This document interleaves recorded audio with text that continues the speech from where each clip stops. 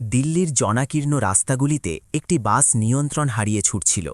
চালকের আসনে একজন লোক অসাড়ভাবে পড়েছিল এবং ৪০ জন যাত্রীর জীবন বিপন্ন ছিল। কিন্তু ঠিক সেই মুহূর্তে যখন সবকিছু শেষ হতে যাচ্ছিল, ৬ বছর বয়সী একটি ছোট্ট মেয়ে এগিয়ে এলো এবং স্টিয়ারিং ধরে নিল। সে শুধু ৪০টি জীবনই বাঁচায়নি, বরং ৬ বছর ধরে চাপা পড়ে থাকা একটি রহস্যও উন্মোচন করল। কিন্তু যখন পুলিশ সেই মেয়েটির সম্পর্কে জানার চেষ্টা করল, তখন একটি চাঞ্চল্যকর সত্য সামনে এলো। বাসের ৪০ জন যাত্রীর মধ্যে কেউই তাকে চিনত না। কোনো বাবা মা নেই, কোনো রেকর্ড নেই, কোনো পরিচয় নেই। সে কে ছিল? সে সেখানে কিভাবে পৌঁছালো? এবং সবচেয়ে বড় প্রশ্ন, ৬ বছরের একটি মেয়ে কিভাবে বাস চালাতে পারত? সত্য যখন উন্মোচিত হতে শুরু করল, তখন একজন ডাক্তার, একজন বৃদ্ধ এবং একজন গর্ভবতী মহিলা সবাই একটি সুতোয় বাঁধা অবস্থায় পাওয়া গেল। এই সুতোটি ৬ বছর আগের একটি ভয়ানক রাতের সাথে যুক্ত ছিল, যে রাতে একটি শিশুর মৃত্যু হয়েছিল, একজন ড্রাইভার নিখোঁজ হয়েছিল এবং একটি বাসে আগুন লেগে গিয়েছিল। কিন্তু এখন প্রশ্ন ছিল, সেই মেয়েটি কি সেই রাতের সাথে সম্পর্কিত ছিল? দিল্লির সকালের রোদ ইতোমধ্যেই রাস্তাগুলিকে উত্তপ্ত করে তুলছিল, যখন একটি স্কুল বাস কনাট প্লেসের চৌরাস্তা পার হচ্ছিল। তাতে ৪০টি ক্লান্ত প্রাণ আর এমন একটি ভাগ্য ছিল যা নীরবে ভেঙে যেতে যাচ্ছিল। সিটগুলির মাঝে ময়লা ইউনিফর্ম এবং ভাঙা পুঁতির মালা পরা একটি ছোট্ট মেয়ে বিননি বাঁধা অবস্থায় বসেছিল। সে দেখছিল যে ড্রাইভার উদ্বেগে ঘামছে। বাতাস যেন ঘন লাগছিল, যেন ঝড়ের আগে সময় থমকে গেছে। হঠাৎ সেই লোকটি বুকে হাত রাখল এবং যন্ত্রণার একটি আর্তনাদ করে স্টিয়ারিংয়ের ওপর লুটিয়ে পড়ল। বাস নিয়ন্ত্রণ হারিয়ে দ্রুত গতিতে এগিয়ে চলল এবং মেয়েটির চিৎকার প্রতিধ্বনিত হল, আঙ্কেল উঠুন! বাসটি লালবাতি ভেঙে এগিয়ে যাওয়ার সময় যখন একটি ট্রাকের সাথে ধাক্কা লাগতে যাচ্ছিল, তখন সকল যাত্রীর মধ্যে আতঙ্ক ছড়িয়ে পড়ল। চারপাশে হুড়োহুড়ি শুরু হলো। ব্যাগ উড়তে লাগল, বাচ্চারা কাঁদতে লাগল এবং স্টিয়ারিং নিজে থেকেই ঘুরতে লাগল। কিন্তু এই বিশৃঙ্খলার মাঝে সেই মেয়েটি, মীরা, সামনের সিট পর্যন্ত হামাগুড়ি দিয়ে পৌঁছাল। কাঁদতে কাঁদতে, কাঁপতে কাঁপতে সে কি করছে তা না বুঝেই চিৎকার করল, কেউ আমাকে সাহায্য করুন! একজন মহিলা চিৎকার করে উঠল যখন রাস্তা দ্রুত মৃত্যুর দিকে এগিয়ে আসছিল, এবং তখনই মীরার ছোট্ট হাত স্টিয়ারিং স্পর্শ করল। কোনো এক অসম্ভব অলৌকিকতায় বাসটি একটি খুঁটি এড়িয়ে একটি মন্দিরের কাছে এসে দ্রুত থেমে গেল। যে নীরবতা নেমে এলো তা ছিল শ্বাসরুদ্ধকর। একজন বৃদ্ধ হাঁটু গেড়ে বসে কাঁদতে কাঁদতে মেয়েটির মাথা স্পর্শ করলেন, যেন তিনি কোনো পবিত্র জিনিসকে স্পর্শ করছেন। লোকেরা হতবাক হয়ে একে অপরের দিকে তাকাতে লাগল। কি ঘটল তা কেউ বুঝতে পারছিল না। কিন্তু স্বস্তির হাতাত্তালি পড়ার আগেই একটি ঠান্ডা কণ্ঠস্বর বাতাসকে ভেদ করে গেল। এই মেয়েটিকে, ওর বাবা মা কোথায়? সবাই একে অপরের দিকে তাকাতে লাগল। কেউ কাঁধ ঝাঁকাল। একজন মহিলা বলল, আমি একে আগে কখনো দেখিনি। একজন যুবক যোগ করল, আমার মনে হয়েছিল সে কারো সাথে এসেছিল। ধীরে ধীরে একটি ভয়াবহ সত্য সামনে এলো। বাসের ৪০ জন যাত্রীর মধ্যে কেউই জানত না যে মীরা কে। কোনো বাবা মা নেই, কোনো অভিভাবক নেই, কোনো আত্মীয় নেই। সে বাসে একা ছিল, যেন বাতাস থেকে আবির্ভূত হয়েছে। পুলিশকে ডাকা হলো। ইন্সপেক্টর বাসুদেব বাসটিকে ঘিরে ফেললেন এবং যাত্রীদের জিজ্ঞাসাবাদ শুরু করলেন। সবাই নিজেদের গল্প বলতে লাগল, কিভাবে তারা মৃত্যুকে দেখল, কিভাবে এই ছোট্ট মেয়েটি তাদের জীবন রক্ষাকারী দেবী হয়ে উঠল। কিন্তু কেউ বলতে পারল না যে সে কিভাবে বাসে এসেছিল। মীরা চুপচাপ এক কোণে দাঁড়িয়েছিল, তার বড় বড় চোখ দিয়ে সবাইকে দেখছিল। তার গালে অশ্রুর দাগ ছিল। বাসুদেব তার কাছে গেলেন এবং হাঁটু গেড়ে বসলেন। বেটা, তোমার নাম কি? তিনি আস্তে করে জিজ্ঞাসা করলেন। মেয়েটি কাঁপানো গলায় উত্তর দিল, মীরা। আর তোমার বাবা মা কোথায়? মেয়েটির চোখ জলে ভরে গেল। বাবা, বাবা বাস চালাচ্ছিলেন। বাসুদেব মৃত ড্রাইভারের দিকে তাকালেন। তিনি তোমার বাবা? মীরা মাথা নাড়ল, হ্যাঁ, রবি বাবা। ইন্সপেক্টরের বুক ধক করে উঠল। তিনি ড্রাইভারের কাগজপত্র বের করলেন। রবি শর্মা, বয়স ৪৫ বছর, অবিবাহিত, কোনো সন্তান নেই। রেকর্ড অনুযায়ী এই লোকটির কোনো মেয়ে ছিল না। তাহলে এই মেয়েটি কে ছিল এবং সে তাকে বাবা বলে ডাকছিল কেন? ভিড় জমা হতে লাগল। লোকেরা ছবি তুলতে লাগল। একজন রিপোর্টার ক্যামেরা চালু করে দিল। অলৌকিক শিশু, ৬ বছর বয়সী মেয়ে বাঁচালো ৪০টি জীবন। শিরোনামগুলি ইতোমধ্যেই ঠিক হয়ে গিয়েছিল। কিন্তু বাসুদেবকে অন্য কিছু বিরক্ত করছিল। মীরার হাতে একটি পুরনো সুতোর রাখি ছিল, রঙিন সুতো দিয়ে তৈরি, যার ওপর কিছু অক্ষর ম্লান হয়ে গিয়েছিল। তিনি সেটা কাছ থেকে দেখলেন। সেখানে লেখা ছিল, লোটাস হাসপাতাল, বাবা মায়ের নাম মনে রেখো। লোটাস হাসপাতাল দিল্লির সবচেয়ে নামী বেসরকারি হাসপাতাল। বাসুদেব সাথে সাথেই ফোন করলেন, কিন্তু উত্তর ছিল বিভ্রান্তিকর। 6 বছর আগে সেই হাসপাতালে একটি ঘটনা ঘটেছিল। একটি শিশু বেড না পাওয়ায় জরুরি বিভাগে মারা গিয়েছিল। সেই শিশুর নাম রেকর্ডে ছিল না, কিন্তু তাকে নিয়ে আসা লোকটি ছিল একজন ড্রাইভার। তার নামও ছিল রবি। যখন বাসুদেব মৃত ড্রাইভারের ছবি পাঠালেন, হাসপাতালের রেকর্ড বিভাগ নিশ্চিত করল, এই সেই লোক যে 6 বছর আগে কাঁদতে কাঁদতে হাসপাতাল থেকে নিখোঁজ হয়ে গিয়েছিল। কিন্তু আরও একটি রহস্য ছিল। সেই রাতে হাসপাতালের সিসিটিভিতে একটি অস্পষ্ট ছবি দেখা গিয়েছিল। রবি তার বাহুতে কিছু জড়িয়ে দৌড়াচ্ছিল, কম্বলে মোড়া কিছু, সম্ভবত একটি শিশু। বাসুদেব মীরার দিকে তাকালেন। সে তখনও চুপচাপ দাঁড়িয়েছিল, তার দৃষ্টি ড্রাইভারের লাশের ওপর স্থির, যেন সে অপেক্ষা করছিল যে লোকটি উঠে আসবে। ইন্সপেক্টরের মনে একটি ভয়ানক সন্দেহ জাগল। বাসে কেউই মীরাকে চিনত না। থানায় মীরা একটি কাঠের চেয়ারে বসেছিল, তার বড় বড় চোখ জলের গ্লাসের ওপর স্থির ছিল।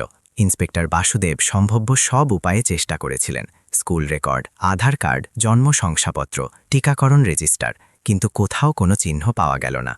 এই মেয়েটি যেন কাগজের পৃথিবীতে কখনো অস্তিত্বেই ছিল না। তার কোনো নথি নেই, কোনো স্কুলের রেকর্ড নেই, কোনো নিবন্ধন নেই, শুধু একটি নাম, মীরা, এবং একজন বাবার নাম, যিনি এখন একটি ঠান্ডা লাশ, রবি ড্রাইভার। বাসুদেব শিশু কল্যাণ বিভাগকে ফোন করলেন, কিন্তু সেখানেও কোনো তথ্য ছিল না। গোটা এলাকায় কেউ এই মেয়েটিকে আগে কখনো দেখেনি, যেন সে ভূতের মতো আবির্ভূত হয়েছে, কোনো চিহ্ন ছাড়া, কোনো ইতিহাস ছাড়া। কিন্তু একটি বিষয় অদ্ভুত ছিল। যখনই কেউ তাকে প্রশ্ন করত, সে শুধু বলতো, রবি বাবা আমাকে বাসে নিয়ে যাচ্ছিলেন, তিনি রোজ এমনটাই করতেন। তার কণ্ঠস্বরে এত বিশ্বাস ছিল যে মিথ্যার কোনো গন্ধ ছিল না। কিন্তু রবি শর্মার সরকারি রেকর্ড স্পষ্টভাবে বলছিল, তার কোনো মেয়ে ছিল না। সন্ধ্যা গড়ানোর সাথে সাথে খবর দাবানলের মতো ছড়িয়ে পড়ল। নিউজ চ্যানেলগুলিতে একটাই আলোচনা ছিল, 6 বছরের মেয়ে দিল্লিতে ইতিহাস তৈরি করল, 40টি জীবন বাঁচাল। সোশ্যাল মিডিয়ায় ভিডিও ভাইরাল হল, লোকেরা তাকে দেবীর অবতার বলতে লাগল। কেউ বলল সে লক্ষ্মী, কেউ দুর্গা। মন্দিরগুলিতে লোকেরা তার নামে প্রার্থনা করতে লাগল, কিন্তু কেউ জানত না আসল মীরা কে ছিল। ঠিক সেই সময়ে দিল্লির দক্ষিণ এলাকায় অবস্থিত লোটাস হাসপাতালের একটি বিলাসবহুল কেবিনে ডাক্তার অর্জুন মালহোত্রা তার চামড়ার সোফায় বসে টিভি দেখছিলেন। তিনি শহরের সবচেয়ে নামী সার্জন ছিলেন, ধনীদের ডাক্তার, যার একটি অ্যাপয়েন্টমেন্টের জন্য মাসের পর মাস অপেক্ষা করতে হতো। তার বয়স 50-এর কাছাকাছি ছিল, কিন্তু মুখে ক্লান্তি স্পষ্ট দেখা যাচ্ছিল, সেই ক্লান্তি যা অর্থ দিয়ে দূর হয় না, বরং পুরানো ভুলগুলি থেকে আসে। যখন স্ক্রিনে মীরার মুখ দেখা গেল, অর্জুনের হাত রিমোটে জমে গেল, তার শ্বাস আটকে গেল। সেই মুখ, সেই চোখ। তিনি চোখ কচলে আবার দেখলেন, না, এটা সম্ভব হতে পারে না। কিন্তু যত বেশি তিনি দেখলেন, তত বেশি তার হৃৎস্পন্দন বেড়ে গেল। সেই মেয়েটির কপালে একটি ছোট তিল ছিল, ঠিক সেই জায়গায় যেখানে 6 বছর আগে সেই শিশুটির ছিল, যাকে তিনি মরতে দিয়েছিলেন। তিনি ঝাঁকুনি দিয়ে টিভি বন্ধ করে দিলেন। হাত কাঁপছিল। তিনি হুইস্কির গ্লাসটি তুললেন, কিন্তু পান করতে পারলেন না। স্মৃতিগুলি ফিরে আসতে লাগল। সেই ভয়ানক রাত 6 বছর আগে, যখন জরুরি বিভাগে 2টি শিশু এসেছিল, একজন ধনী শিল্পপতির ছেলে, অন্যজন একজন দরিদ্র ড্রাইভারের। দুজনেরই তাৎক্ষণিক বেড দরকার ছিল, কিন্তু শুধু একটি খালি ছিল। অর্জুন সেটাই করলেন যা তার বোর্ড অফ ডিরেক্টরসরা চেয়েছিল। ধনী শিশুটিকে বাঁচালেন, অন্য শিশুটি মারা গেল। সেই ড্রাইভার, যে তার বাহুতে সেই মরতে থাকা শিশুটিকে ধরে কাঁদছিল, তার নাম ছিল রবি। সেই রাতে অর্জুন তার চোখে যা দেখেছিলেন তা ভুলতে পারেননি, ঘৃণা, যন্ত্রণা এবং আরও গভীর কিছু। যাওয়ার আগে রবি বলল, ডাক্তার সাহেব, একদিন আপনি বুঝবেন যে জীবন ও মৃত্যুর সিদ্ধান্ত টাকা দিয়ে হয় না, ভগবান দিয়ে হয়, আর ভগবান আপনাকে ক্ষমা করবে না। তারপর সে অদৃশ্য হয়ে গেল। অর্জুন নিজেকে বোঝানোর চেষ্টা করলেন যে এসবই কেবল কাকতালীয়, কিন্তু তার মনে একটি প্রশ্ন ঘুরছিল, যদি সেই শিশুটি মারা গিয়েছিল, তবে মীরাকে এবং রবি কেন তাকে নিজের মেয়েই বলত?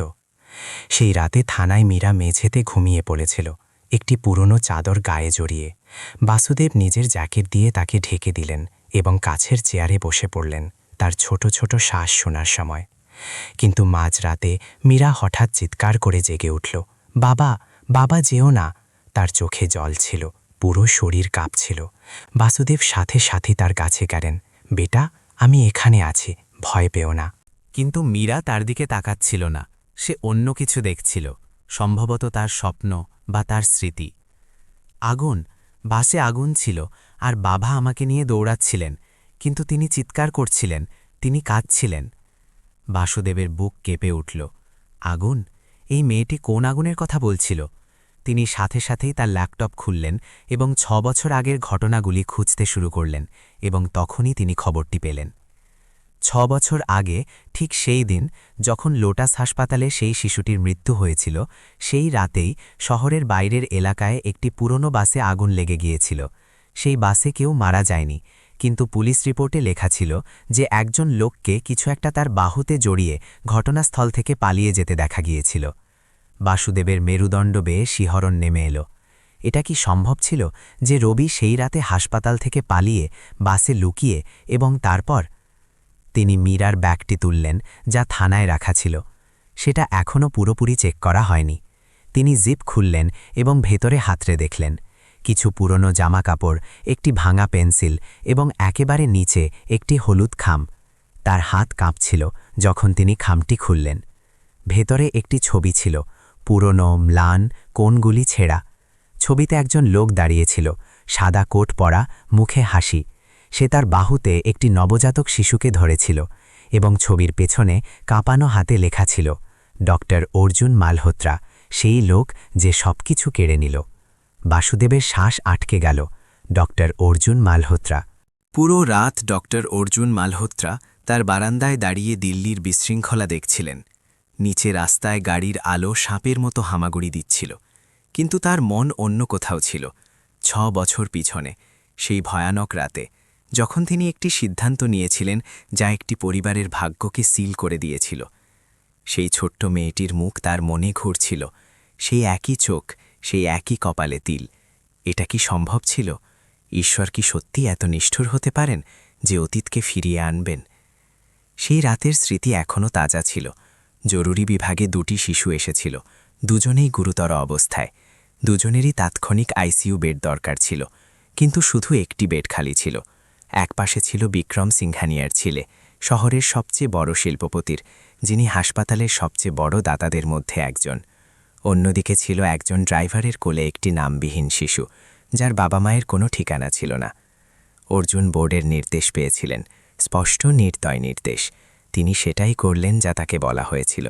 ধনী শিশুটিকে বাঁচালেন, গরিব শিশুটি মারা গেল।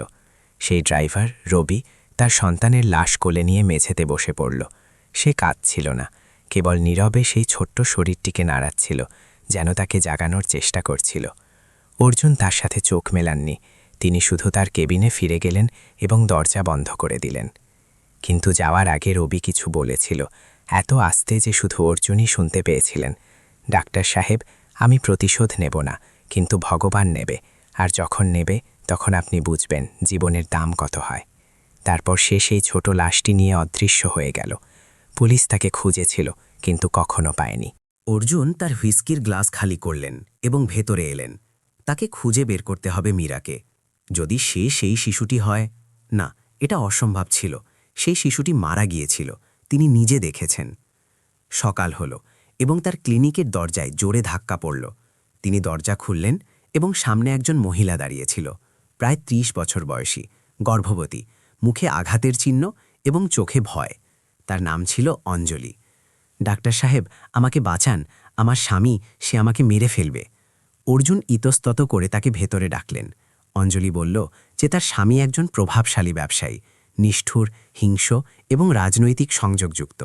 সে অঞ্জলিকে সন্দেহ করেছে যে শিশুটি তার নয় এবং এখন তাকে মেরে ফেলার হুমকি দিচ্ছে। আমার শুধু কয়েকটা দিন দরকার ডাক্তার সাহেব, শুধু কয়েকটা দিন, যতক্ষণ না আমি কোথাও দূরে যাওয়ার ব্যবস্থা করতে পারি। অর্জুনের মন বলল অস্বীকার করতে। এই মহিলাকে লুকিয়ে রাখা মানে বিপদকে আমন্ত্রণ জানানো। যদি তার স্বামী জানতে পারে, তবে তার খ্যাতি, তার কেরিয়ার সবকিছু শেষ হয়ে যেতে পারে। কিন্তু অঞ্জলির চোখে তিনি কিছু দেখতে পেলেন, সেই একই অসহায়তা যা 6 বছর আগে রবির চোখে ছিল, এবং এইবার তিনি মুখ ফিরিয়ে নিতে পারলেন না। ঠিক আছে, তিনি বললেন, তুমি এখানেই থাকো, কিন্তু কেউ জানতে পারবে না। অঞ্জলি কেঁদে কেঁদে তার পা ছল। সে জানত না যে এই সিদ্ধান্ত দুজনের জীবন চিরতরে বদলে দেবে। সেই দুপুরে থানায় ইন্সপেক্টর বাসুদেব সেই পুরনো ছবিটির দিকে তাকিয়েছিলেন। ডক্টর অর্জুন মালহোত্রা একটি নবজাতক শিশুকে কোলে নিয়ে হাসছেন, এবং পিছনে সেই ভয়ঙ্কর বার্তা। তিনি সাথে সাথেই লোটাস হাসপাতালে ফোন করলেন এবং সেই রাতের রেকর্ড চাইলেন। উত্তরে যে ফাইলটি এলো তা ছিল চাঞ্চল্যকর। 6 বছর আগে 23শে জুনের রাতে 2টি শিশু হাসপাতালে পৌঁছেছিল। একজনের জীবন বেঁচে গিয়েছিল, বিক্রম সিংঘানিয়ার ছেলে। অন্যজনের নয়, একটি নামবিহীন শিশু, যাকে রবি শর্মা নামের একজন ড্রাইভার নিয়ে এসেছিল। কিন্তু আরও একটি বিবরণ ছিল যা বাসুদেবের রক্ত জমিয়ে দিচ্ছিল। সেই রাতে মৃত শিশুটির লাশ গায়েব হয়ে গিয়েছিল। সিসিটিভি ফুটেজে রবিকে কিছু একটা তার বাহুতে জড়িয়ে দৌড়াতে দেখা গিয়েছিল। পুলিশ ভেবেছিল যে সে লাশ নিয়ে গেছে, কিন্তু কখনো তাকে খুঁজে পাওয়া যায়নি। এবং ঠিক সেই রাতে শহরের বাইরের এলাকায় একটি পুরনো বাসে আগুন লেগেছিল। বাসের মালিক ছিলেন কাপুর নামের একজন বৃদ্ধ, যিনি বলেছিলেন যে বাসে কেউ একজন ছিল, কিন্তু সময় মতো পালিয়ে গিয়েছিল। আগুন নেভার পর পুলিশ ভেতরে একটি কম্বল পেয়েছিল, যাতে রক্তের দাগ ছিল। বাসুদেবের হাতে কাগজপত্র কাঁপছিল। যদি রবি সেই রাতে লাশ না নিয়ে গিয়ে থাকে, তবে কি নিয়ে গিয়েছিল? আর মীরা, যদি সেই শিশুটি মারা গিয়েছিল, তবে এই মেয়েটি কে ছিল? সেই সন্ধ্যায় অঞ্জলি অর্জুনের বাড়িতে বসে চা খাচ্ছিল, যখন টিভিতে খবর এলো 6 বছরের মীরা, অলৌকিক শিশু যে 40 জনকে বাঁচাল। মীরার মুখটি স্ক্রিনে আসার সাথে সাথে অঞ্জলির হাত থেকে কাপটি মেঝেতে পড়ে ভেঙে গেল। এই মেয়েটি, তার কণ্ঠস্বর কাঁপছিল। আমি ওকে চিনি, আমি সেই বাসেই ছিলাম। অর্জুন সাথে সাথেই তার দিকে ফিরলেন। কি? অঞ্জলি মাথা নাড়ল, চোখ ভিজে গেল। হ্যাঁ ডাক্তার সাহেব, আমিও সেই বাসেই ছিলাম যখন ড্রাইভারের ফিট হয়। এই মেয়েটি আমাদের সবাইকে বাঁচিয়েছিল। কিন্তু আরও একটি কথা আছে। সে থেমে দম নিল। সেই ড্রাইভারের নাম ছিল রবি, এবং 6 বছর আগে সেই লোকটিই ছিল যে আমাকে এই হাসপাতালে, লোটাস হাসপাতালে নিয়ে এসেছিল যখন আমার জরুরি অবস্থা হয়েছিল। অর্জুনের বুক থক করে উঠল। একই রাতে বাসুদেব একটি খবরের কাগজের পুরনো ছেঁড়া অংশ বের করলেন, যা মীরার খামের ভেতরে ছিল। শিরোনাম ছিল লোটাস হাসপাতালে বিতর্ক, দরিদ্র শিশুর মৃত্যু নিয়ে প্রশ্ন, এবং মাঝখানে একটি নাম গোল করা ছিল, ডাক্তার অর্জুন মালহোত্রা। চাঁদনি চৌকের পুরনো এলাকায়, যেখানে গলিগুলি এত সরু যে সূর্যের আলো পৌঁছানো কঠিন ছিল, একজন বৃদ্ধ তার দোকানের মরিচা পড়া জানালা দিয়ে টিভি দেখছিলেন। তার নাম মিস্টার কপুর। 70 বছর বয়সী, ঝুঁকে পড়া পিঠ, সাদা দাড়ি এবং চোখে সেই বিষণ্ণতা যা সারা জীবনের পরাজয় থেকে আসে। তিনি স্ক্রিনে মীরাকে দেখলেন, সেই ছোট্ট মেয়েটি যে বাস বাঁচানো নায়িকা হয়ে উঠেছিল, এবং তার বুক কেঁপে উঠল। সেই বাস, যে বাসটি প্রায় দুর্ঘটনার শিকার হয়েছিল, সেটি তারই ছিল, তার শেষ হয়ে যাওয়া পরিবহন ব্যবসার শেষ অবশেষ। একসময় ছিল যখন কপুর ট্রান্সপোর্টের বাসগুলি পুরো দিল্লিতে চলত, কিন্তু ঋণ এবং দুর্ভাগ্য সব কিছু কেড়ে নিল। তিনি একে একে সব বিক্রি করে দিয়েছিলেন, শুধু সেই একটি বাস ছাড়া, যা তিনি কিছু পুরানো স্মৃতির কারণে রেখেছিলেন। সেই বাসটি এখন খবরে ছিল। এবং যে বিষয়টি তাকে আরও বেশি অস্থির করছিল তা হল 6 বছর আগে সেই বাসেই একটি দুর্ঘটনা ঘটেছিল, একটি রহস্যময় আগুন, যাতে কেউ মারা যায়নি, কিন্তু একজন লোক নিখোঁজ হয়েছিল। সেই লোকটির নাম ছিল রবি। রবিকে কপুরের খুব ভালোভাবে মনে ছিল। সেই ছেলেটি, সৎ, পরিশ্রমী, যাকে তিনি নিজে হাতে ড্রাইভিং শিখিয়েছিলেন। রবি তার কেবল কর্মচারীই ছিল না, বরং সেই ছেলের মতো ছিল যা তিনি কখনো পাননি। যখন রবি নিখোঁজ হয়েও কপুর তাকে সব জায়গায় খুঁজেছিলেন, কিন্তু কোনো সূত্র পাননি। শুধু একটি পোড়া বাস এবং প্রশ্নের অন্ধকার অবশিষ্ট ছিল। কপুর ধীরে ধীরে তার আলমারি খুললেন এবং পুরনো কাগজপত্র বের করলেন। তার হাত কাঁপছিল। তিনি সেই রাতের পুলিশের রিপোর্ট বের করলেন। আগুন, ধোঁয়া এবং একটি অস্পষ্ট বিবৃতি যে কেউ একজন লোককে বাহুতে কিছু জড়িয়ে পালিয়ে যেতে দেখেছিল। পুলিশ ভেবেছিল হয়তো চোর ছিল, কিন্তু কিছু চুরি হয়নি। বাসটি খালি পাওয়া গিয়েছিল, শুধু একটি জিনিস ছাড়া, একটি ছোট্ট রঙিন সুতোর রাখি, যা সিটের নিচে পড়েছিল। অবশ্যই রাখিটি তখনও যত্ন করে রেখেছিলেন। তিনি সেটা বের করলেন এবং আলোর দিকে দেখলেন। একই রং, একই বুনন। এবং যখন তিনি স্ক্রিনে মীরার কবজি দেখলেন, তার শ্বাস আটকে গেল। সেই একই রাখি, একেবারে হুবহু। এটা কাকতালীয় হতে পারে না, কপুর সাথে সাথেই তার কোট পরলেন এবং বাড়ি থেকে বেরিয়ে পড়লেন। তাকে সেই মেয়েটির সাথে দেখা করতে হবে, তাকে জানতে হবে এই সবের মধ্যে রবির ভূমিকা কী ছিল বা আছে। দুপুর যখন তিনি থানায় পৌঁছালেন, ইন্সপেক্টর বাসুদেব তাকে জিজ্ঞাসা করছিলেন, আপনি কে এবং আপনি কেন এই মেয়েটিকে দেখতে চান? কপুর পুরো গল্প বললেন, বাস সম্পর্কে, আগুন সম্পর্কে, রবি সম্পর্কে। বাসুদেব মনোযোগ দিয়ে শুনলেন, কিন্তু তার চোখে সন্দেহ ছিল। অনেক লোক মীরার সাথে দেখা করতে আসছিল, কেউ ভক্তির জন্য, কেউ চাঞ্চল্যের জন্য। কিন্তু যখন কপুর সেই পুরনো রাখিটি বের করে টেবিলে রাখলেন, বাসুদেবের চোখ বড় হয়ে গেল। এটা কোথায় পেলেন? তিনি দ্রুত জিজ্ঞাসা করলেন। সেই বাস থেকে 6 বছর আগে আগুনের পরে, কপুর উত্তর দিলেন। বাসুদেব মীরার ঘরের দিকে তাকালেন, সেও একই রাখি পড়ে আছে। তিনি কপুরকে মীরার সাথে দেখা করালেন।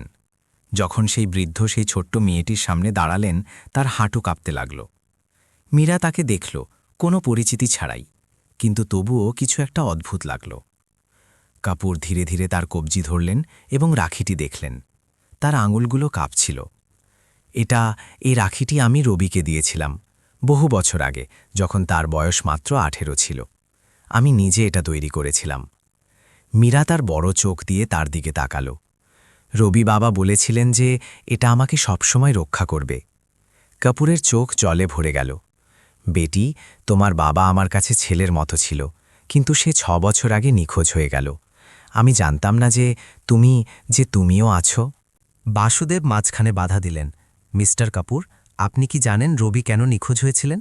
কাপুর মাথা নাড়লেন, না, কিন্তু সেই রাতে কিছু হয়েছিল, কিছু খারাপ। সে হাসপাতাল থেকে ফিরেছিল, খুব চিন্তিত। সে বলেছিল যে সে কিছু হারিয়েছে, এমন কিছু যা ফিরিয়ে আনা যায় না, এবং তারপর সে বাসে চলে গেল এবং আগুন লেগে গেল। ঠিক তখনই বাসুদেবের ফোনে একটি নোটিফিকেশন এলো। এটি একটি অজানা নম্বর থেকে আসা একটি মেসেজ ছিল। তিনি খুললেন এবং পড়লেন, এবং তার মুখ সাদা হয়ে গেল। মেসেজটি কেবল একটি লাইনের ছিল, সেই মেয়েটির কাছ থেকে দূরে থাকো, তাকে তার অতীত মনে করা উচিত নয়। কাপুর বাসুদেবের মুখে ভয় দেখলেন। কি হলো? তিনি জিজ্ঞাসা করলেন। বাসুদেব ফোনটি দেখালেন। কেউ চায় না যে মীরা তার সত্যিটা মনে করুক। কাপুর মীরার দিকে তাকালেন, যে এখন তার রাখি নিয়ে খেলছিল, বেখবর। কিন্তু কেন? তিনি জিজ্ঞাসা করলেন। সত্যিটা কি এতই বিপজ্জনক? বাসুদেব দীর্ঘশ্বাস নিলেন। আমি জানি না, কিন্তু যেই এই মেসেজ পাঠাচ্ছে সে ভয় পেয়ে আছে, আর ভয় পাওয়া লোকেরা বিপজ্জনক হয়। সেই সন্ধ্যায় কাপুর একটি সিদ্ধান্ত নিলেন। আমি এই মেয়েটিকে আমার সাথে নিয়ে যাচ্ছি, থানায় এটি নিরাপদ নয়। বাসুদেব আপত্তি জানালেন, কিন্তু কাপুর অনড় থাকলেন। ইন্সপেক্টর সাহেব, আমি রবির ঋণ শোধ করতে চাই। সে আমার কাছে ছেলের মতো ছিল, আর এই মেয়েটি তার মেয়ে। আমাকে ওকে বাঁচাতে হবে। অবশেষে বাসুদেব রাজি হলেন, কিন্তু কাপুর মীরার হাত ধরে থানা থেকে বের হওয়ার সাথে সাথেই তার ফোনে আবার মেসেজ এলো। এইবার কেবল 2টি শব্দ ছিল, শেষ সতর্কতা। মিস্টার কপুরের বাড়ি ছিল চাঁদনি চৌকের একটি সরু গলিতে। দোতলা, দেয়ালে পুরনো রঙের দাগ এবং ছাদে পায়রার ডেরা। মীরাকে যখন প্রথম সেখানে আনা হলো, সে চুপচাপ ঘরের মধ্যে ঘুরে বেড়াল, সব কিছু স্পর্শ করছিল, যেন কোনো পুরনো স্মৃতি খুঁজছিল। কপুর তাকে খাবার খাওয়ালেন, গরম দুধ দিলেন এবং একটি পরিষ্কার বিছানায় শুইয়ে দিলেন। কিন্তু রাত গভীর হওয়ার সাথে সাথে সেই শান্তি ভেঙে গেল। মাঝরাতের কাছাকাছি কাপুর একটি তীব্র চিৎকারে জেগে উঠলেন।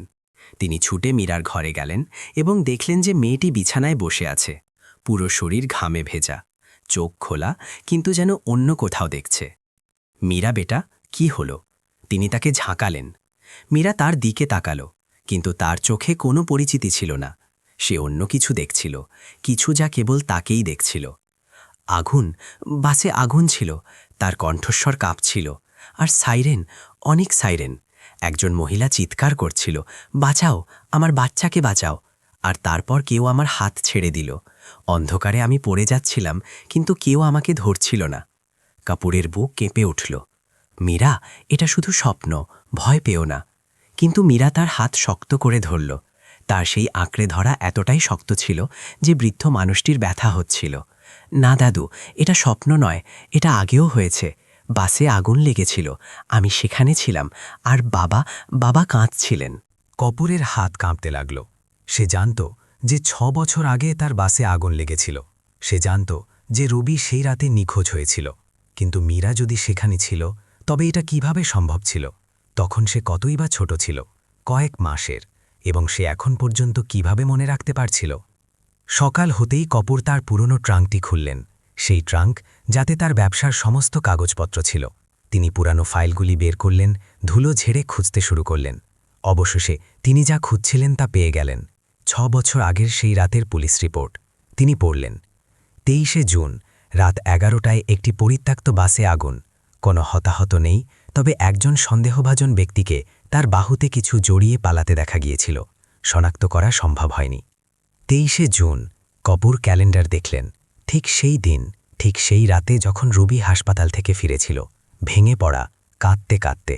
সে বলেছিল যে সে কিছু হারিয়েছে, কিন্তু কি হারিয়েছিল? একটি শিশু। কিন্তু যদি শিশুটি মারা গিয়েছিল, তবে মীরা কে ছিল? অন্যদিকে শহরের অন্য প্রান্তে ডাক্তার অর্জুন মালহোত্রা তার বাড়িতে বসে অঞ্জলির সাথে কথা বলছিলেন। গর্ভবতী মহিলাটি এখন কিছুটা স্বচ্ছন্দ বোধ করছিল, কিন্তু তার চোখে এখনও ভয় ছিল। ডাক্তার সাহেব, সে বলল, আমি আপনাকে বলিনি, কিন্তু সেই ড্রাইভার রবি, যার বাসে আমি ছিলাম, তার সাথে আমার আগেও দেখা হয়েছিল। অর্জুন চমকে তাকালেন। কখন? অঞ্জলি গভীর শ্বাস নিল। 6 বছর আগে, যখন আমার প্রথম সন্তান হতে যাচ্ছিল। আমার স্বামী আমাকে রাস্তায় ধাক্কা দিয়েছিল এবং আমি আহত হয়েছিলাম। রবি সেই আমাকে তুলে হাসপাতালে নিয়ে গিয়েছিল, লোটাস হাসপাতাল। কিন্তু সেখানে তার কণ্ঠস্বর ভেঙে গেল। সেখানে আমার সন্তান বাঁচতে পারল না। কোনো বেড ছিল না। ডাক্তাররা বলল অন্য কাউকে অগ্রাধিকার দেওয়া হয়েছে, কোনো ধনী ব্যক্তিকে। অর্জুনের মুখ ফ্যাকাশে হয়ে গেল। সে সব বুঝতে পারল। তোমার সন্তান সেই শিশুটি ছিল। অঞ্জলি মাথা নাড়ল, কাঁদতে কাঁদতে। হ্যাঁ, আর রবি আমার সন্তানকে তার কোলে তুলে নিয়েছিল যখন সে শেষ নিঃশ্বাস নিচ্ছিল।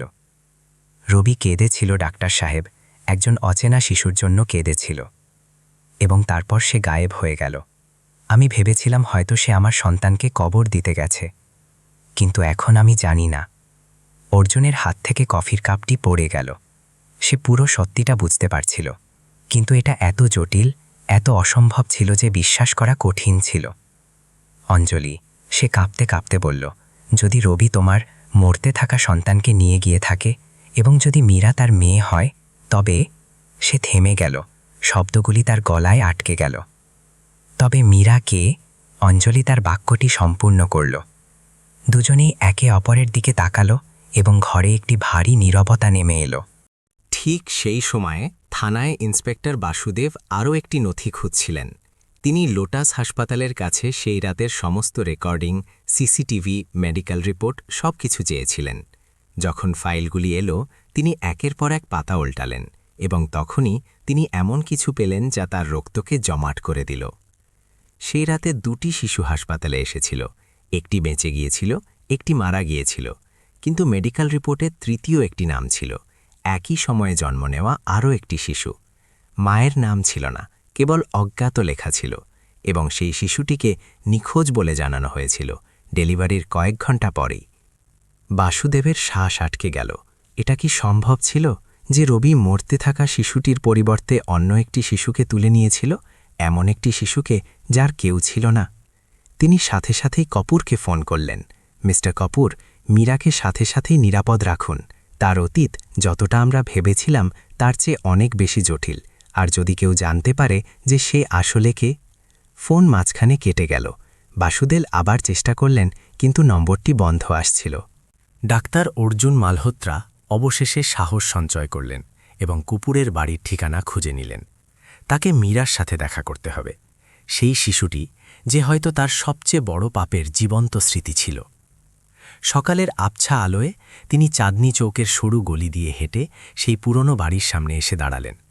তার হৃদস্পন্দন এত জোরে হচ্ছিল যে তার মনে হচ্ছিল বুক ফেটে বেরিয়ে আসবে। কপুর যখন দরজা খুললেন, দুজনে এক মুহূর্তের জন্য একে অপরের দিকে তাকিয়ে রইলেন। আপনি কে? বৃদ্ধ সতর্কতার সাথে জিজ্ঞাসা করলেন। আমার নাম অর্জুন মালহোত্রা, ডাক্তার শান্ত স্বরে বললেন। আমি মীরার সাথে দেখা করতে চাই। কপুরের চোখ ছোট হয়ে গেল। ডাক্তার মালহোত্রা, লোটাস হাসপাতালের? অর্জুন মাথা নাড়লেন, লজ্জায় চোখ নামিয়ে নিলেন। কপুর কিছু বলার আগেই ঘরের ভেতর থেকে একটি আওয়াজ এলো। মীরা সিঁড়ি দিয়ে নামছিল, ছোট ছোট পা, খালি পায়। তার চোখ অর্জুনের ওপর পড়তেই সে থমকে গেল। তার মুখ হঠাৎ সাদা হয়ে গেল, চোখ বিস্ফারিত হল। তারপর কিছু না বলে সে দৌড়ে পিছনের ঘরে ঢুকে গেল এবং দরজা বন্ধ করে দিল। অর্জুনের বুক ভেঙে গেল। সে আমাকে ভয় পাচ্ছে, সে কাঁপানো গলায় বলল। কপুর তিক্ততার সাথে বললেন, হয়তো তার আত্মা জানে আপনি কি করেছেন। অর্জুন চোখ বন্ধ করলেন যন্ত্রণায়। আমি জানি, আমি ক্ষমা চাইতে এসেছি এবং সত্য জানতে এসেছি। ঠিক তখনই পুলিশের গাড়ি দ্রুত আওয়াজ করে গলিতে ঢুকল। ইন্সপেক্টর বাসুদেব বাইরে ঝাঁপিয়ে পড়লেন, মুখে উদ্বেগ স্পষ্ট। কপুর সাহেব, ডাক্তার মালহোত্রা, মিলা কোথায়? তিনি দ্রুত জিজ্ঞাসা করলেন। ভেতরে আছে, কিন্তু কপুর জবাব দেওয়ার চেষ্টা করলেন, কিন্তু বাসুদেব হাত তুললেন। আমাদের কথা বলতে হবে, এই মুহূর্তে আমরা 3 জন। তারা ভেতরে বসলেন, কপুর, অর্জুন এবং বাসুদেব। মীরা তখনও ঘরের মধ্যে লুকিয়েছিল। বাসুদেব তার ব্যাগ খুললেন এবং কিছু পুরনো ফাইল বের করলেন। আমি সত্যিটা জানতে পেরেছি, তিনি গুরুত্বের সাথে বললেন, এবং এটা যতটা আমরা ভেবেছিলাম তার চেয়ে অনেক বেশি জটিল। তিনি প্রথম ফাইলটি খুললেন। 6 বছর আগে 23শে জুনের রাতে লোটাস হাসপাতালে 2টি শিশু জরুরি বিভাগে এসেছিল। একটি ধনী পরিবারের, বিক্রম সিংহানিয়ার ছেলে, অন্যটি একজন গরিব মহিলার, যাকে রবি শর্মা নিয়ে এসেছিল। কেবল একটি ব্যাট ছিল। ডাক্তার মালহোত্রা ধনী শিশুটিকে বেছে নিলেন, গরিব শিশুটি মারা গেল। অর্জুন চোখ বন্ধ করলেন সেই ব্যথা আবার অনুভব করতে করতে। কিন্তু বাসুদেব এগিয়ে চললেন। সেই একই রাতে সেই একই হাসপাতালে আরও 3য় একটি শিশু ছিল, একটি মেয়ে, যে কোনো নামবিহীন মহিলার জন্ম দিয়েছিল, হয়তো কোনো অসহায় বা কেউ যে তার পরিচয় লুকিয়েছিল। ডেলিভারির কয়েক ঘণ্টা পর সেই মহিলা অদৃশ্য হয়ে গেল এবং শিশুটিও গায়েব হয়ে গেল। হাসপাতালের রেকর্ডে নথিভুক্ত আছে যে নার্সরা জানে না মেয়েটি কোথায় গেল, সে কেবল অদৃশ্য হয়ে গিয়েছিল। কপুর শ্বাস আটকে বললেন, আর আপনি মনে করেন যে? হ্যাঁ, বাসুদেব বাধা দিলেন। আমি মনে করি রবি সেই শিশুটিকে তুলে নিয়েছিল। সেই রাতে যখন তার হৃদয় ভেঙে গিয়েছিল, যখন সে সেই গরিব শিশুটিকে মরতে দেখেছিল, যে হয়তো তার নিজেরও ছিল না, কেবল একজন অচেনা মহিলার, সে সিদ্ধান্ত নিয়েছিল যে সে আরেকটি শিশুকে মরতে দেবে না। সে সেই নামবিহীন মেয়েটিকে বাঁচালো এবং তাকে নিজের মেয়ে করে নিল। ঘরে ভারী নীরবতা নেমে এলো। অর্জুনের মুখ অশ্রুতে ভিজে গেল। মানে মীরা, সেই শিশুটি যা সেই রাতে গায়েব হয়েছিল। বাসুদেব মাথা নাড়লেন। হ্যাঁ, আর রবি তাকে লুকিয়ে রেখেছিল, তাকে মানুষ করেছিল, তাকে ভালোবাসত। কিন্তু সে সবসময় পালিয়ে বেড়াত, কারণ সে ভয় পেত যে কেউ তাকে ধরে ফেলবে। আর হয়তো সেই কারণেই মীরার কোনো রেকর্ড নেই, সে কখনো কাগজপত্রে অস্তিত্বেই ছিল না। অর্জুন হাঁটু গেড়ে বসে পড়লেন, কাঁদতে কাঁদতে। আমি একটি শিশুকে মেরে ফেললাম এবং অজান্তে অন্যটিকেও অনাথ করে দিলাম। রবিকে পালাতে হলো, সব কিছু আমার জন্য। কপুর কিছু বললেন না, কেবল তার মুষ্টি শক্ত করলেন। ঠিক তখনই বাইরে থেকে তীব্র আওয়াজ এলো। দরজা জোরে খুলে গেল এবং অঞ্জলি ভেতরে ঢুকল, হাঁপাচ্ছিল, মুখে ব্যথা। ডাক্তার সাহেব, বাচ্চা আসছে। সে তার পেট ধরল এবং তার পায়ের নিচে জল গড়িয়ে পড়ল। সবার শ্বাস আটকে গেল। অর্জুন সাথে সাথেই উঠে দাঁড়ালেন। হাসপাতাল, আমাদের এখনই হাসপাতালে যেতে হবে। কিন্তু বাসুদেব বাইরে তাকালেন। বৃষ্টি শুরু হয়ে গিয়েছিল, প্রচণ্ড, ভয়াবহ। রাস্তা জলে ভরে যাচ্ছিল, ট্রাফিক জ্যাম হয়ে গিয়েছিল। হাসপাতালে পৌঁছাতে ঘণ্টার পর ঘণ্টা লেগে যাবে। কপুর জানালা দিয়ে দেখলেন, তার পুরনো বাসটি বাইরে দাঁড়িয়েছিল, সেই একই বাস যা 40টি জীবন বাঁচিয়েছিল। ওই বাসটা, তিনি বললেন, ওটা এখনও চলে, আমরা ওটা দিয়ে যেতে পারি, শর্টকাট ধরে। অর্জুন দ্বিধা করলেন, কিন্তু ড্রাইভারকে? ঠিক তখনই ঘর থেকে মীরা বেরিয়ে এলো। তার চোখে কোনো ভয় ছিল না, শুধু এক অদ্ভুত শান্তি। আমি চালাবো, সে বলল। আমি জানি কিভাবে, বাবা শিখিয়েছিলেন। সবাই তার দিকে তাকালো, বিস্ময় আর ভয় নিয়ে। মীরা, তোমার বয়স মাত্র 6 বছর, অর্জুন বলতে শুরু করলেন। কিন্তু মীরা তাকে বাধা দিল। আমি জানি আপনি কি করেছেন, কিন্তু এখন আর কাউকে মরতে দেওয়া যাবে না, চলুন। তারা সবাই বাসে উঠল। অঞ্জলি, অর্জুন, কাপুর, বাসুদেব এবং মীরা ড্রাইভারের সিটে উঠে পড়ল। বৃষ্টির ফোঁটা কাছে বাজতে লাগল। বাস ধীরে ধীরে এগিয়ে গেল। কিন্তু রাস্তা ছিল পিচ্ছিল, জল বইছিল, এবং তখনই বাস একটি ঢালুতে পৌঁছাল এবং চাকা পিছলে যেতে লাগল। মুষলধারে বৃষ্টিতে বাস একটি সংকীর্ণ, পিচ্ছিল রাস্তায় টলমল করতে লাগল। চাকা কাদায় গেঁথে যাচ্ছিল এবং সবাই শ্বাস আটকে রেখেছিল। অঞ্জলি পিছনের সিটে যন্ত্রণায় কাতরাচ্ছিল, তার মুখ ঘামে ভেজা ছিল। অর্জুন তার পাশে বসেছিলেন, তার হাত ধরে, নিজেও ঘাবড়ে গিয়েছিলেন। মীরা, থামো, এটা খুব বিপজ্জনক, তিনি চিৎকার করলেন। কিন্তু মীরা ফিরে তাকালো না। তার ছোট আঙ্গুলগুলো স্টিয়ারিং শক্ত করে ধরেছিল। তার চোখ রাস্তার দিকে স্থির, সেই একই চোখ যা কয়েকদিন আগে 40টি জীবন বাঁচিয়েছিল। ডাক্তার সাহেব, আমার উপর বিশ্বাস রাখুন, সে শান্ত স্বরে বলল। বাবা বলেছিলেন যে যখন রাস্তা কঠিন হয় তখন ভয়কে নয়, ভগবানকে দেখা উচিত। বাস ধীরে ধীরে ঢালু থেকে নামতে লাগল। কপুর সামনের সিটা বসে প্রার্থনা করছিলেন, হাত জোড় করে। বাসুদেব তার সিটের কিনারা ধরেছিলেন, প্রতি মুহূর্তে ভাবছিলেন যে এই বুঝি তার শেষ মুহূর্ত। বাজ পড়ছিল, আকাশ গর্জন করছিল এবং বৃষ্টি এত তীব্র ছিল যে সামনে কিছুই দেখা যাচ্ছিল না। হঠাৎ বাসের ইঞ্জিন বন্ধ হয়ে গেল, সবকিছু নীরব হয়ে গেল, কেবল বৃষ্টির শব্দ আর অঞ্জলির কাতরতায় শোনা যাচ্ছিল। মীরা ইগনিশন ঘোরানোর চেষ্টা করল, কিন্তু কিছুই হল না। না না না, অর্জুন ফিসফিস করে বললেন আতঙ্কে, এটা হতে পারে না, এখন নয়। বাসটি এখন নিজেই নিচের দিকে পিছলে যেতে লাগল। মাধ্যাকর্ষণ তাকে টানছিল এবং নিচে ছিল একটি গভীর খাদ। সবার চিৎকার বেরিয়ে এলো। মীরা ব্রেকের উপর সর্বশক্তি দিয়ে চাপ দিল, কিন্তু চাকা পিছলে যাচ্ছিল। বাস দ্রুত মৃত্যুর দিকে নেমে যাচ্ছিল। এবং তখনই, ঠিক সেই মুহূর্তে যখন সব কিছু শেষ মনে হচ্ছিল, বাসের সামনে একটি মন্দির দেখা গেল। পুরনো, ছোট, বিদ্যুতের আলোয় জ্বলজ্বল করছে, যেন স্বয়ং ভগবান একটি রাস্তা দেখিয়েছেন। মীরা শেষবারের মতো স্টিয়ারিংটি ঘোরাল সর্বশক্তি দিয়ে, এবং বাস সেই দিকে মোড় নিল। চাকা চিৎকার করে উঠল, ধাতু ঘষা খেল, এবং বাসটি একটি তীব্র ঝাঁকুনি দিয়ে মন্দিরের বাইরে থেমে গেল। পুরো 1 মিনিট নীরবতা বিরাজ করল, কেউ নড়ল না। তারপর ধীরে ধীরে একে একে সবাই শ্বাস নিল। তারা বেঁচে ছিল। বাসটি মন্দিরের সামনে থেমে গিয়েছিল, যেন কোনো ঐশ্বরিক শক্তি তাদের সেখানে থামিয়ে দিয়েছে। অর্জুন তার হাত দেখলেন, কাঁপছিল। তিনি মীরার দিকে তাকালেন, যে তখনও স্টিয়ারিং ধরে বসেছিল। চোখ বন্ধ, ঠোঁটে একটি মৃদু প্রার্থনা। তার হৃদয় ভরে গেল। এই 6 বছর বয়সী শিশু, যার কোনো পরিচয় ছিল না, কোনো অতীত ছিল না, 2 বার মৃত্যুকে হারিয়েছে। মীরা, সে বলতে শুরু করল, কিন্তু তখনই অঞ্জলির তীব্র চিৎকার সবার মনোযোগ আকর্ষণ করল। বাচ্চা, বাচ্চা এখনই আসছে। তার মুখ ব্যথায় কুঁচকে গিয়েছিল। হাসপাতালে যাওয়ার সময় ছিল না। শিশুটিকে এখানেই, এই বাসেই জন্ম নিতে হবে। কপুর সাথে সাথেই মন্দিরের দিকে দৌড়ালেন। পূজারীজি, কেউ আছেন? তিনি চিৎকার করলেন। একজন বৃদ্ধ পূজারী বাইরে এলেন, অবাক হয়ে। কি হয়েছে? একটি শিশুর জন্ম হতে চলেছে, আমাদের সাহায্য চাই। পূজারী সাথে সাথেই ভেতর থেকে কিছু কাপড় এবং গরম জল নিয়ে এলেন। অর্জুন তার মেডিকেল ব্যাগ খুললেন, তিনি সবসময় সাথে রাখতেন। বৃষ্টি আরও তীব্র হচ্ছিল, বিদ্যুৎ চমকাচ্ছিল এবং বাসের ভেতরে একটি নতুন জীবন সংগ্রাম করছিল। অর্জুন অঞ্জলিকে শুইয়ে দিলেন, তাকে সান্ত্বনা দিলেন। অঞ্জলি, আমি এখানে আছি, তুমি ঠিক হয়ে যাবে, শুধু আমার সাথে থাকো। অঞ্জলি তার হাত এত জোরে ধরল যে তার আঙ্গুলগুলি সাদা হয়ে গেল। মীরা বাসের পিছনে দাঁড়িয়েছিল, চুপচাপ দেখছিল। সে দেখল কিভাবে অর্জুন, সেই মানুষটি যে একসময় একটি শিশুকে মরতে দিয়েছিল, এখন সর্বশক্তি দিয়ে অন্য একটি শিশুকে বাঁচানোর চেষ্টা করছে। তার চোখে জল ছিল, হাত কাঁপছিল, কিন্তু সে থামল না।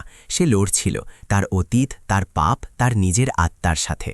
এবং তারপর বিদ্যুতের একটি তীব্র ঝলকের সাথে একটি শিশুর কান্নার শব্দ প্রতিধ্বনিত হল, তীব্র, স্পষ্ট, জীবনপূর্ণ। অর্জুন শিশুটিকে তুলে নিলেন, একটি সুস্থ ছেলে, ছোট কিন্তু শক্তিশালী। তিনি তাকে পরিষ্কার করলেন, কাপড়ে জড়ালেন এবং অঞ্জলির বাহুতে রাখলেন। অঞ্জলি কাঁদতে লাগল, আনন্দে, স্বস্তিতে। আমার ছেলে বেঁচে আছে। কপুর হাঁটু গেড়ে বসে পড়লেন, কাঁদতে কাঁদতে ভগবানকে ধন্যবাদ জানালেন। বাসুদেব তার চোখ মুছলেন, আবেগ আপ্লুত হয়ে। পূজারী মন্দিরের ঘণ্টা বাজালেন, যেন এটি একটি ঐশ্বরিক উৎসব। কিন্তু সকলের দৃষ্টি মীরার দিকে গেল যখন অর্জুন শিশুটিকে তার কাছে নিয়ে এলেন। মীরা, দেখো, একটি নতুন জীবন, আর তুমি এটাকে বাঁচালে। মীরা শিশুটিকে দেখল এবং তারপর অর্জুনকে দেখল, এবং তখনই সে কিছু দেখল। শিশুটির গলায় একটি ছোট সুতোর রাখি, যা অঞ্জলি বেঁধেছিল, হুবহু তেমনই যেমনটি মীরার হাতে ছিল। এটা, মীরা তার নিজের রাখিটি দেখল, তারপর শিশুটির, এটা একই রকম। অঞ্জলি মীরার দিকে তাকালো এবং তার চোখ বিস্ফারিত হল। তোমার কাছেই রাখি কোথা থেকে এলো? বাবা দিয়েছিলেন, মীরা উত্তর দিল। তিনি বলেছিলেন যে কেউ একজন তাকে দিয়েছিল, যে আমাকে ভালোবাসত। অঞ্জলির হৃদস্পন্দন দ্রুত হতে লাগল। তোমার বাবার নাম কি রবি ছিল? মীরা মাথা নাড়ল। অঞ্জলির চোখ থেকে জল গড়িয়ে পড়ল। তাহলে এটাই সত্যি। 6 বছর আগে যে শিশুটি মারা গিয়েছিল সে আমার ছিল, এবং রবি তোমাকে বাঁচিয়েছিলেন, তোমাকে, একজন নামবিহীন মেয়েকে, এবং তোমাকে বড় করেছে। পুরো বাসে নীরবতা নেমে এলো। অর্জুনের চোখ বন্ধ হয়ে গেল, আবেগে পূর্ণ। ঈশ্বরের বিচার কত অদ্ভুত ছিল।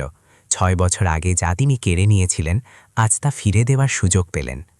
অঞ্জলি তার নবজাতক পুত্রকে মীরার কাছে নিয়ে এলো। তোমার বাবা আমার সন্তানকে বাঁচাতে পারেননি, কিন্তু তিনি তোমাকে বাঁচিয়েছিলেন, এবং আজ তুমি আমার দ্বিতীয় সন্তানকে বাঁচালে। সে মীরার দিকে হাত বাড়ালো। তুমি কি আমার মেয়ে হবে? আমি তোমাকে সেই ভালোবাসা দেব যা তোমার আসল মা দিতে পারেনি। মীরা রবির দিকে তাকালো, চোখে প্রশ্ন। রবি হেসে বললেন, বেটি, তুমি সবসময় আমার মেয়ে থাকবে, কিন্তু এখন তোমার 2টি পরিবার আছে, এবং এর চেয়ে ভালো আর কিছুই হতে পারে না। মীরা হাসল, প্রথমবারের মতো, এমন হাসি যা তার মুখ উজ্জ্বল করে দিল। কপুর রবিকে আলিঙ্গন করলেন। তুমি ফিরে এসেছ, আমার ছেলে ফিরে এসেছে। পূজারী আবার মন্দিরের ঘণ্টা বাজালেন, এবং এইবার এটি ছিল উদযাপনের ঘণ্টা, নতুন জীবনের, ক্ষমার এবং ভালোবাসার। কয়েকদিন পর নিউজ চ্যানেলগুলিতে একটি নতুন শিরোনাম এলো। মন্দিরের অলৌকিকতার নায়ক, 6 বছরের মেয়ে এবং নিখোঁজ ড্রাইভারের সত্যিকারের গল্প। কিন্তু যারা সেই রাতটি যাপন করেছিল তারা জানত যে এটি কেবল একটি খবর ছিল না, এটি ছিল একটি শিক্ষা। সেই বৃষ্টির পর 3 জন একসাথে হাঁটছিল, রবি, মীরা এবং অর্জুন। 3 জনই একে অপরের কাছে ক্ষমা চেয়েছিলেন, এবং অতীত অবশেষে বর্তমানকে ক্ষমা করে দিয়েছিল। মীরা তার 2টি হাত দিয়ে দুজনের হাত ধরেছিল। এক পাশে সেই বাবা যিনি তাকে বাঁচিয়েছিলেন, অন্য পাশে সেই ডাক্তার যিনি আজ আরও একটি জীবন বাঁচালেন। আসল অলৌকিকতা বেঁচে থাকা ছিল না, আসল অলৌকিকতা ছিল যা ভাগ্য কেড়ে নিয়েছিল তা আবার ফিরে পাওয়া।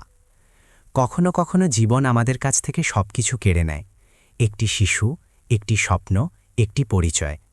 কিন্তু আপনি কি কখনো ভেবে দেখেছেন যে যা কেড়ে নেওয়া হয় তা হয়তো অন্য কোনো রূপে ফিরে আসার জন্যই হয়?